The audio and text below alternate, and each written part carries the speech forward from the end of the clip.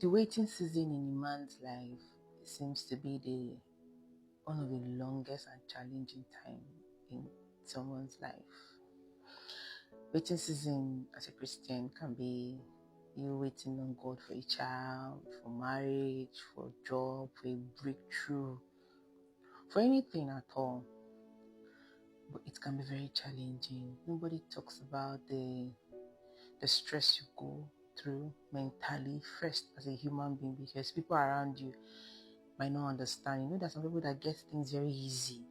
I don't know the covenant they have with God, but anything they want, whenever they are ready, you just get it. There are people that when they are ready to get married, they get married. They need a job, once they just apply, they get the job. If you want a child, they just know the particular time and they get the child. But some people, you have to sweat. You have to go through a lot. But now, the waiting is not the issue most times, but when to know when your answer is on ground, when your answer has come, when to know when your answer is here, your miracle is here. Sometimes we tend to dwell and be too comfortable with our pain, with our agony, with our bitterness and all of that. We just get so comfortable that our miracles comes and pass. We didn't even know it came and it's gone again. You now have to repeat cycle. Let's use that man at the pool of Bethesda in the Bible. If you remember, when Jesus met him, the first question Jesus asked him was, do you want to be healed? And as human, he goes, I've been here for 38 years. Whenever the angel comes to stir the pool, other people goes there. Nobody helps me. I don't have anybody. And Jesus asked again, do you want to be healed? I would have gone to the pool. Are you going to help me to the pool so I can get cleaned, so I can do this? He just kept giving excuse and excuse and excuse. And Jesus said, this is not what I asked you. What I'm asking you right now is, do you want to be healed? The moment he looked at the eyes of Jesus and was calm and said, yes. And that was when his miracle came up, when he told him, pick up your bed and walk. Now, there are some things I noted in that miracle. In that place, in that Bethesda, he wasn't the only man there that needed a miracle, right? There was a blind person there. There was a leper there. There were a lot of people that needed miracle that was there. But Jesus came to him, right? And yes, this is also a word of encouragement to me as well as a person, because yesterday I had this in my heart to share. It was teaching me personally. So it was like a lot of us were so settled in our pain. We quit trying, we quit believing that there's a miracle. We keep dwelling in the negative, because do you know what it is for someone to wait in pain for 38 years? And all hope, literally, I think if it was that man, I'm sure he was just there waiting for the day death to just come and carry him. Do you understand? But yes, let's come back to us now. You must have tried in so many ways. Maybe you're trying to have a child. You've tried medically, you've tried physically, you have tried all you can try, and it's not coming, and you're like, I'm done. You have tried starting a business, and whenever you start, it ends, and you're like, you are done. You look for jobs, those type of things. But there are times whereby our excuses comes like, I don't have anybody to help me. I don't have any money to do this. I don't have anybody that will assist me to do that. Our excuse keeps going and going and going and going. And the question I asked myself one day was, so if Jesus should come now and ask me, why are you not successful? Or why did you not achieve the purpose for you being here? What would be my excuse?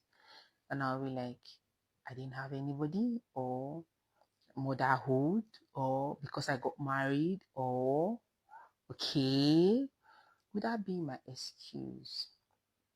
Then it instructs me again about those people that the king, I think it's the king, right? Giving them talents. Giving them talents. To some he gave 5, some he gave 3, the other one he gave 2 and 1. And those that they had 3, 5, they multiplied, and they were rewarded. And the one that had 1 just went to bury it, and were like, this man is greedy, blah blah blah blah, those stuff. And we saw how it ended. So in a nutshell, what I'm trying to tell you is, whatever you are going through, there are a lot of people that are still going through the same thing, and they got a result, yes. But at the end of it, I'll put it, don't give up. I think that's one of the things that is pushing me, right? Me as a person, no matter how down I am, no matter how depressing I want to look, I just have this thing in my mind, like, don't give up. The world is still big.